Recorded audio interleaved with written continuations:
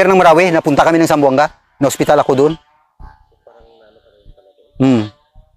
Nung sa Zamboanga Seed, kasama rin kami doon. Kasama rin ako. Zamboanga Seeds, Marawi Seeds, kasama rin ako doon lahat. Lahat ng gira nga dito, pang malakihan, nakasama ako lahat. Saan? Sa Zamboanga. Zamboanga Seeds. Hanggang Marawi. Zamboanga Seeds, yun. 26 days. Kung kilala mo si Sir Mendoza, yan yung nagdadala sa akin, yung nagkukontrol sa akin kasi CEO namin noon si Sir Cardenas, Captain Cardenas. Yan siya yung makapagkwento, mahirap magkwento ng sarili natin eh.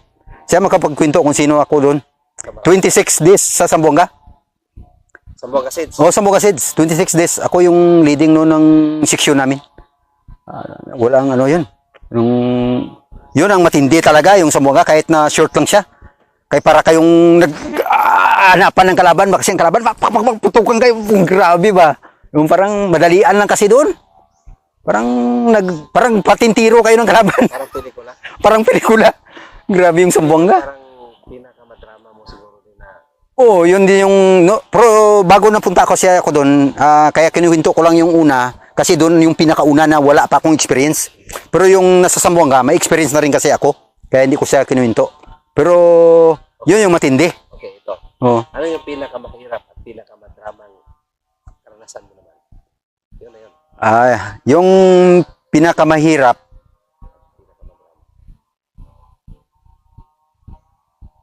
pinakamahirap, siguro, para sa akin, ang pinakamahirap yung, ano talaga, pag-mission namin. Kasi, wala nga experience.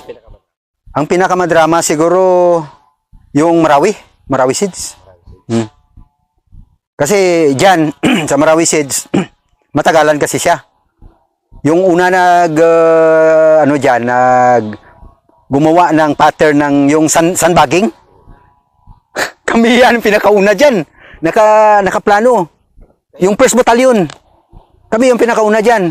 Tapos, nung doon na kami sa loob, kami rin yung pinakauna nagmuntar ng 50 caliber. Ako yung taga 50, nakalagay ng 50 noon eh.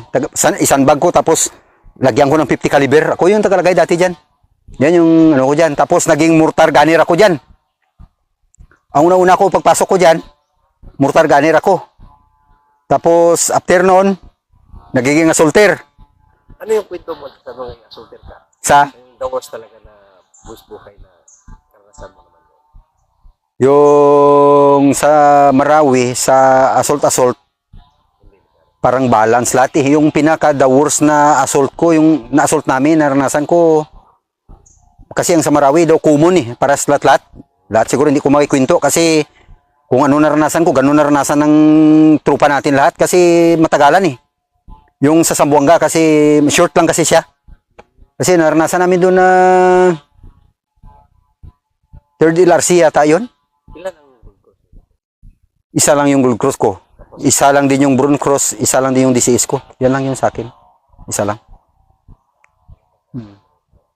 Ano yung pinakamasayang araw mo? Pinakamasaya. Yung masayang araw talaga, na-experience ko talaga yung masayang araw dyan pag nasa field. Pag yung na-encuentro ka at na parang lamang kayo.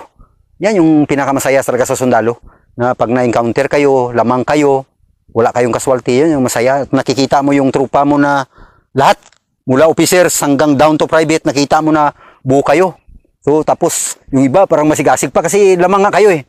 Yun ang pinakamasaya sa sundalo, sa pamumuhay ng sundalo na pag nasa combatants ka, hindi ka makapagsabi na magiging masaya ka doon kung mayroong mga nangyari na hindi ka nais-nais lalo na sa trupa. Kahit lang nga sabi natin na may napilay dyan tapos malalayo yung nalalakad nyo, yung hirap, sacrifice nyo, grabe yan. So kailangan kung doon kayo sa bundok, dapat tingnan natin, kung bilang leader, tingnan natin yung moral pa rin ng trupa yan. Tingnan natin yung moral.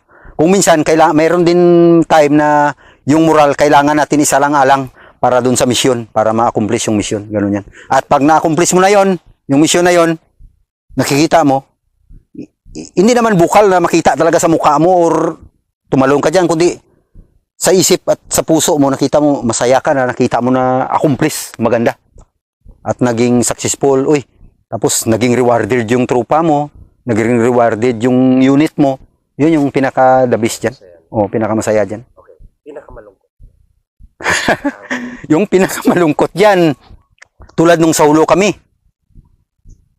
Yung leading namin na medyo na na damage kami doon, na dalawang patay. Tapos may wounded. Yun ang pinakamalungkot. Parang malungkot talaga sa Ano kalungkot ang mamatayan? siguro dahil sa although nangyari yon, marami na tayong experience. Hindi naman ganun kalungkot. Kumbaga parang ang alab ng puso natin ba na kipagsimpatiya tayo doon sa namatay na kawawa naman ito. Paano naman siguro pag malaman ito ng pamilya niya, anong lungkot ang mayroon sila. Kasi iniisip mo kung paano kung nangyari sa'yo, anong lungkot din yung magiging kainatnan ng anak at asawa mo. O kung wala ka mga asawa, yung magulang at nanay mo, nanay tatay mo, ganun siya. Ganun yung mga lungkot na maisip mo dyan. Yun lang yung pinaka Sa training, sa part ng training siguro, yung hindi ko makalimutan, yung pagre-ranger talaga eh. Kasi yung pagre-ranger, siya yung nagbigay sa atin ng lakas ng loob at tatag ng katawan natin. Kung minsan magkaroon darating yung negative na sobrang hirap na naranasan mo, pero pag dumating na yung punto na yung sukdulan na yung hirap mo, mare-rewind sa isip mo yung training na siya yung magbigay sa iyo ng ng motivation. O magbigay siya ng tatag ng loob, ma-motivate ka na, lalo na pag marami na kayo tapos nakikita mo dapat pakita mo pa rin sa trupa, pakita mo pa rin kung leader ka na rin, pakita mo pa rin sa subordinate mo na matatag ka pa rin. Kasi yun nga sabi ko, pag nang lupay-pay tayo bilang leader, team leader ka man, platoon sergeant, o ano man yung posisyon mo, kahit na sabihin natin na ikaw na yung pinaka-junior, pag nang lupay-pay ka, yung team leader mo apektuhan din eh. Maapektuhan din. Medyo malumural din ba? Mayroon siyang epekto. Pero dahil doon sa part ng training natin, ma-overcome natin yung mahirap na yun. Kasi magiging matatag tayo eh. Kasi lalo na pag narinig mo, elite forces ka, scout ranger. Tayo yung pinagyayabang ng Pilipinas na unit na scout ranger. Kahit yung LRR, dyan nagtitraining sa atin. Ang ISIP, nagre-ranger. Yung Marines, nagre-ranger. Yung Air Force, nagre-ranger. Lahat ng unit. Dahil ang tiwala, dyan sa ranger yung pinakatiwala na unit. So, kapag siservisyo sa bayan, ano yung mensahe mo? Last mensahe sa kabataan mo? Ang sa pagserbisyo sa bayan, lalo na sa mga baguhan, ang number 1 talaga, ang maminsahe ko dyan, ano yung message mo sa kabataan? Bilang isang sundalo. para sa mga kabataang Pilipino, hindi masama mangarap. Lalo na kung ang pangarap mo ay pagsusundalo, ang may payo ko, the best talaga yung sundalo. Bakit? Una-una, livelihood mo yung sundalo eh. Kasi source of income mo eh. Nakakatulong siya, malaking may tulong niya. Pangalawa, yung serbisyo natin sa bayan. Yung kung minsan, kung sibilyan ka, gusto mong makakatulong sa ganyang mga bagay na may gusto kang goal na may nakikita ka matulong. Pero pag dito ka sa sundalo, magawa mong makatulong. Halimbawa lamang, sabihin natin, ako naranasan ko nung junior pa ako. Naglalakad kami sa bundok. Pero yan, mga area ng mga imperya. Dahil medyo maawain ako, gusto kong makatulong, wala man akong may donate na malaking may tulong, doon sa paglalakad namin, lalo na sa mga imperya, sa mga liblib na lugar.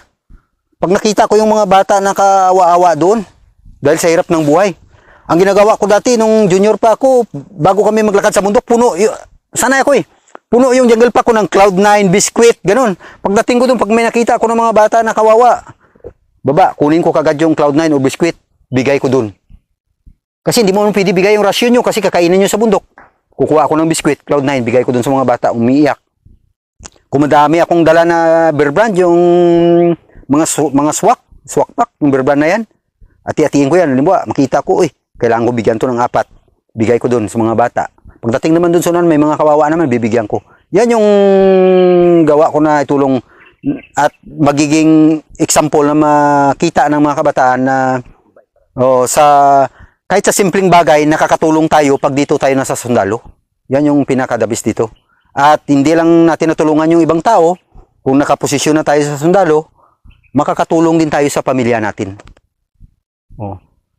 Kung sa mga magulang mo, mga kapatid mo, makakatulong tayo. Pero pag mayroon na tayong mga sariling pamilya, maayos na rin natin yung sarili nating pamilya. Yun yung pinakadabis dyan. At ang pinaka main bottom na nandito tayo, nakakatulong pa rin tayo sa gobyerno natin. Gobyerno natin. Kasi yan yung pinakamalaga, yung maayos natin yung peace and order ng bansa natin. Ano kailangan paghandaan nila kung gusto nilang magsundalo? At kung mangarap man kayo magsundalo, ang paghandaan nyo, ang una, tingnan nyo yung sarili nyo. Yung dapat magiging mentally, yung mentally fit, physically fit. Paano gagawin yon? Kung mangarap ka magsundalo, mag-umpisa ka dun sa simpleng exercise.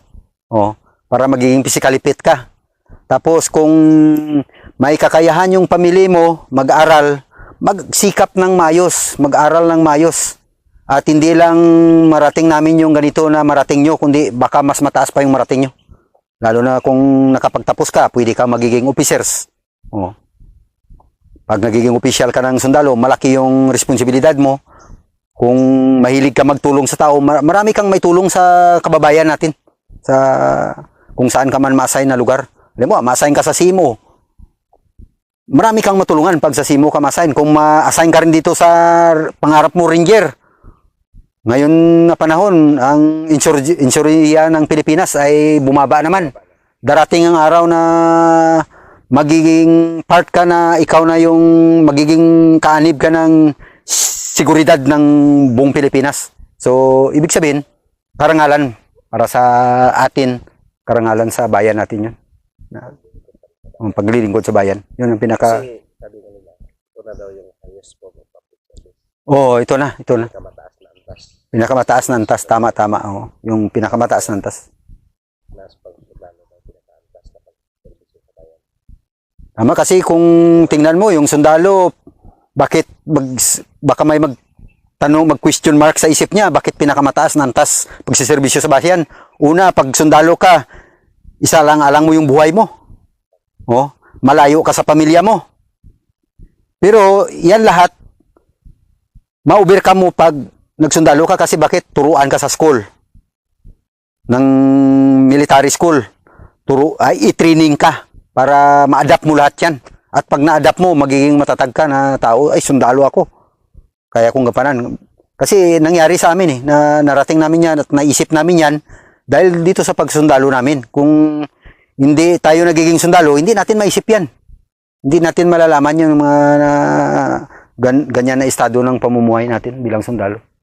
May sasabihin ka ba? Wala na. Hanggang dyan lang siguro yung masasabi ko at ang ibalik ko lang yung papasalamat. Lahat-lahat ng ito, narating ko yung 20 years mahigit sa pamagitan ng ating Panginoon Diyos. At may payo ko lang kung may makapanood man sa lahat ng kasundaluhan, i-adapt natin yung isa sa puso natin o i-adapt natin yung pananalig sa Diyos palagi. Yung